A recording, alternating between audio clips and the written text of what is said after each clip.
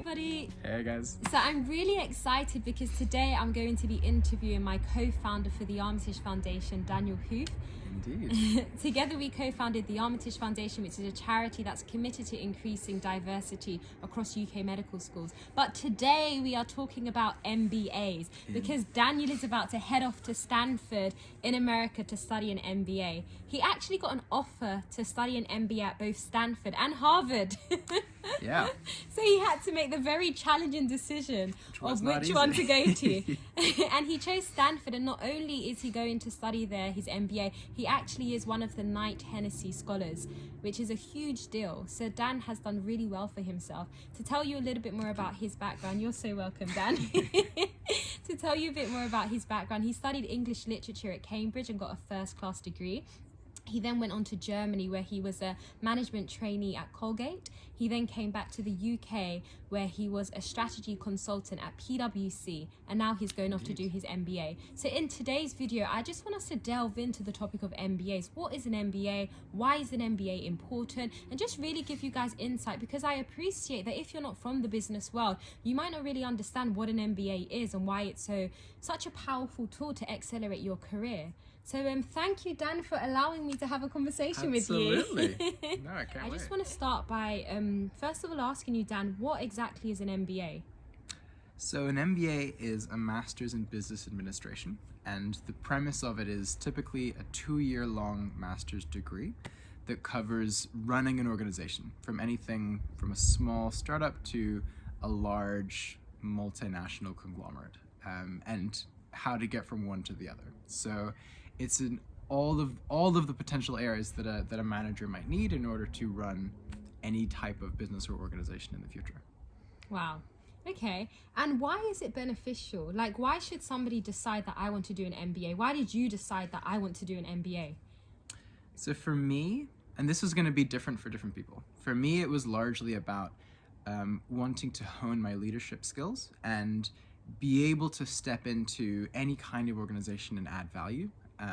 Be that a small organization like, for example, the Armitage Foundation, and growing that, or stepping into a large organization and building that into a better version than what I found coming in. So it's the tools that gives me the flexibility to do almost anything in the business world. Okay. And when you do, so once you've done your 3 years or 4 years? It's 2 years for the MBA. 2 years for the MBA. Once you've done that, how does that then open up the world to you in terms of giving you business opportunities, etc.? Like, what is the bridging point? What is the step after having acquired the MBA? Yeah, so this will depend a lot on which program you do and where you go for it. So different sort of calibers of school will have a different recruiting experience afterwards, and for a large portion of the MBA class, you will likely be hired by anything from an investment bank to a consultancy to a large corporate to a tech firm. That's the classic thing to do after an MBA. And the recruiting process for that often happens on campus, actually. So a lot of people end their business degrees with a job offer already. That's the vast majority of people.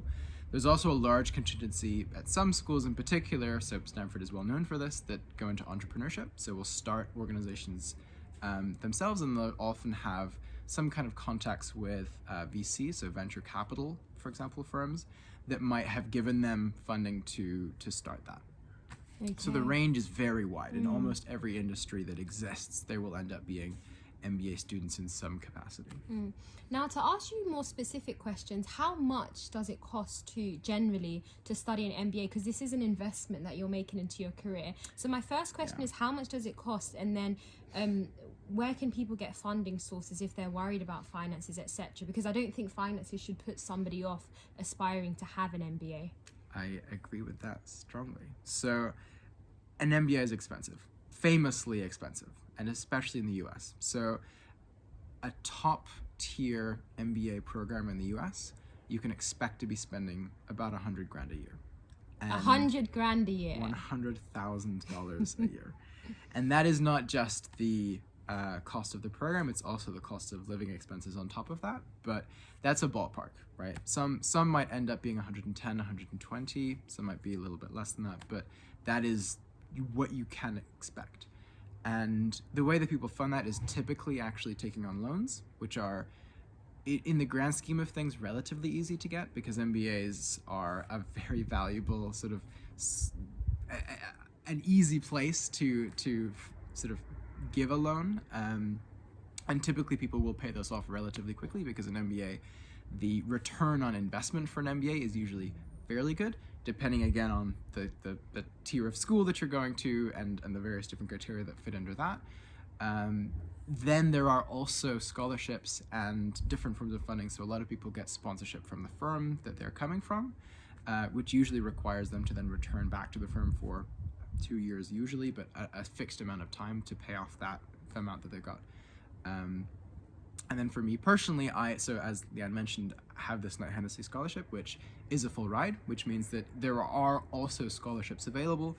They are not easy to get, and I don't think it's a good idea to rely on that as your strategy for paying off business school, but it is also something that exists as well. The final question I have for you, Dan, is what is the preparation that needs to go into applying for an MBA? So if somebody decides that I want to do an MBA, what are the next steps besides researching the type of MBA, etc.? The practical next steps. It's really, really important not to underestimate the amount of effort and time that is required to apply for business school properly. And I say properly because there is a range, right? You can sort of spend a couple of weeks on the GMAT and then spend a couple of weeks on the essays and be done. Typically, those people are not successful applicants to the type of school they want to be at. Before we go to that, tell us about this, the GMAT and these essays. So, in order to apply for business school, typically there's a couple things you need. One is an aptitude test, a business school aptitude test that's typically called the GMAT. There's another one actually as well that people can take, which is the GRE. And one of those two tests is required for pretty much every business school in the world. And that's a sort of a graduate level entrance test that has maths and verbal components in either test.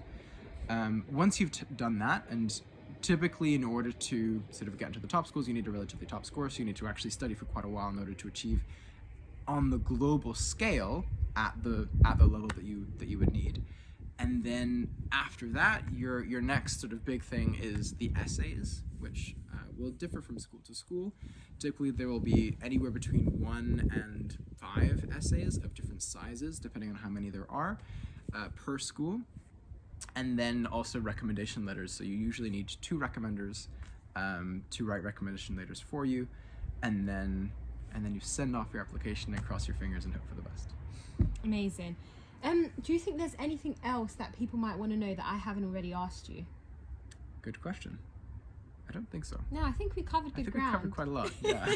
Very comprehensive. Yeah. From all of his good interview questions. prep, he is very good at answering questions concisely. Exactly. But if you guys have any other questions, feel free to drop a comment or message us on LinkedIn or Instagram or wherever. So thank you so much for listening. Yeah. Bye for now. Thanks so much, guys.